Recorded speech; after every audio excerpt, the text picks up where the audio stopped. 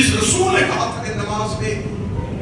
قیام میں کھڑے ہو کے سورہ حمد پڑھنی ہے، آج تک امت سورہ حمد کی جگہ پہ دوسری صورت نہیں لے کے آئی۔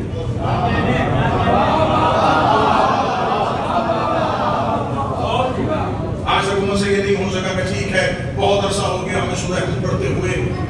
ہم ایسے کرتے ہیں کہ قرآن کی سے کوئی اچھی صورت دیتے ہیں، سورہ حمد کی جگہ یاسین پڑھتے ہیں، ہے بھی لمبی، ہے بھی اللہ کا زیادہ تذکرہ، تو سورہ حمد کی جگہ بھی یاسین دے کے آؤ۔ علماء کہے گے نہیں لا سکتے، کیوں نہیں لا سکتے؟ وہ کہتے ہیں نبی نے کہا ہے حمد پڑھنی، اب حمد کی جگہ پہ یاسین بھی نہیں لا سکتے، کیوں؟ یاسین قرآن میں نہیں ہے، قرآن میں، لیکن جو نبی حمد کہتے اس کی جگہ پہ قرآن میں سے بھی یاسین نہیں لا سکتے، تو پھر سوچنے کے لیے وقت ہی نہیں، جہاں نبی کی سورہ حمد کی جگہ سے قرآن میں سے یاسین نہیں آ سکتی، پھر نبی کے ہاتھ اٹھائے ہوئے علی کی